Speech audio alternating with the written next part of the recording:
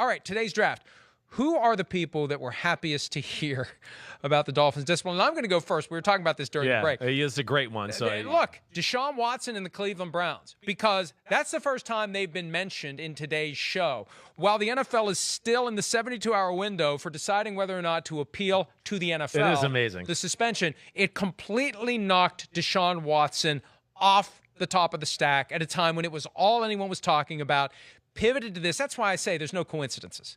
They, I suspect, were holding this and waiting for one day after Judge Robinson issued her decision in the Watson case. Yeah, I don't doubt that either. You're right. And you know, I expect them to probably be back on the top of the list here in the next few days again. No, we're talking about him, but certainly he gets at least a day of reprieve here. The Browns do, everybody does, because of this the giganticness of this story. I mean, it's really unbelievable, really, when you think about it. The greatest quarterback ever, one of the best coaches we've seen in the last 20 years, were in cahoots to make a move to go to the Miami Dolphins. Coup d'etat. Coup d'etat. All right. Well, I got to go with that guy though, Brian Flores. He's be the next one that just right to the top of the list. Yes, I know he's a little unhappy that they didn't come down a little bit more serious on Stephen Ross with the tanking, but there is some real vindication here for Brian Flores and some of the claims that he's made. And just, again, I think just showing that things weren't all that easy to be a head coach there in Miami with the way that organization was run and some of the things they were asking him to do and whatever else. So I got to think Brian Flores, even though not as happiest, was at least happy to hear some discipline come down on Miami. I'm going to go with Jerry Jones here for one very important reason.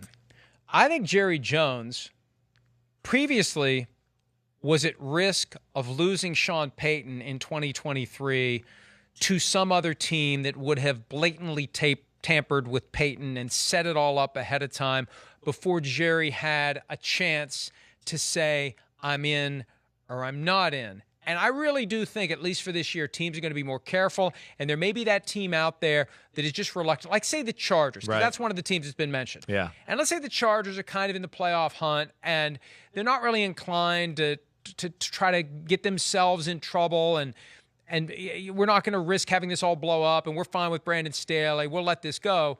I think Jerry, because he's already pre-tampered with Sean Payton. They already have the relationship. You don't have to tamper with Sean Payton this is good to set him up for the Cowboys. It gives Jerry Jones more time. The inside track. It clears out the possibility of others that he's gonna line something up with someone else and force Jerry to move his hand sooner. He can let this season play out before he makes a decision about what to do with Payton. Yeah, it's interesting. I think he's going to have more flexibility. Yeah, so it takes away the competition early on in the process, you think, to where, he doesn't have to worry about, putting his best foot forward or really committing to Sean Payton in early December or something like that. Yeah, I mean, at some point the conversation will be, Jerry, we got to know what you're going to do. Right. Because I got this other job lined up. It's like, well, I don't know what I'm going to do because I don't know how far this team's going to go, and I'm just going to have to pass on my opportunity to get Sean Payton. He may not have to pass. I was thinking Mike McCarthy a little bit because maybe I thought just as the fact of like could be both though. I know it could be the other way. Could be that people stop asking him about it because I think all that talk may die down now. Yeah, I was wondering that. I'm not going to make that my draft pick, but I did think about that. The Buffalo Bills, Sean McDermott. Let's just say him. I'll have to pick a name to be specific here.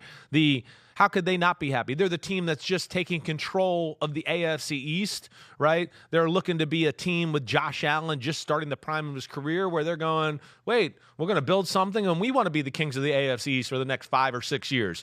I think, we know New England's there, but I think Miami was a, direct threat to that too. As we've discussed, it's one of the better rosters in the game.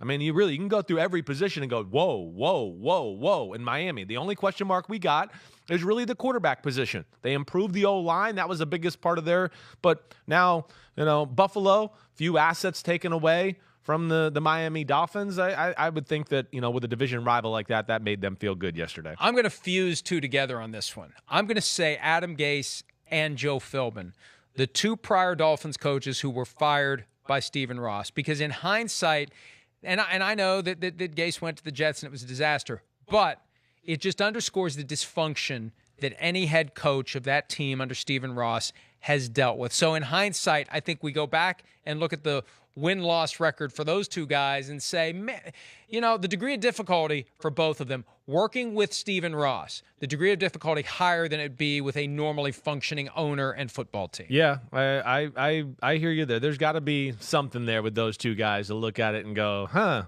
Yeah, things weren't that easy there. Not that great. It's not the best organization, and the owner's a pain in the butt, which we've heard rumors like that before. My last one, I think I'm going to go with Bob Kraft. Bob Kraft, I mean, again, the New England Patriots, just like Buffalo, that's certainly the connection as far as competition in the division too. But I got to think there's owner competition as well.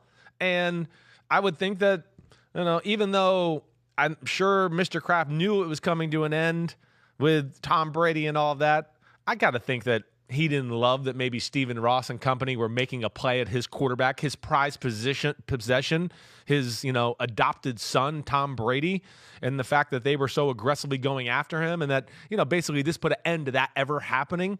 I would think he's got to be happy about that. Do you think it slams the door on Tom Brady to Miami in 2023? I do. I do think it does. I mean, I don't know why, but I just feel like it just a lot will happen in 6 months. I know, you're right. This dies people down. Forgive. Deshaun Watson takes over again. Yeah. Season starts. I know. Bright, shiny object. Right. Bright, shiny object. The world may feel a lot different when March rolls Yeah, they around. might. You're right. People, they forget this stuff pretty quickly. To where, again, if Brady wants to do this and make it happen, then he'll be able to. I think a little to depend on Tua's play, though. If Tua has a really good year. Right, but I'm just saying, does it close the door? I don't think it closes the door. Yeah, I don't know if it does either. I think you're right. I think it closes the door on Brady and Peyton next year in Miami. Yeah. But I don't think it closes the door on Brady. Hi, I'm Mike Tirico, and thanks for watching. Make sure to hit subscribe for the latest news and highlights from NBC Sports.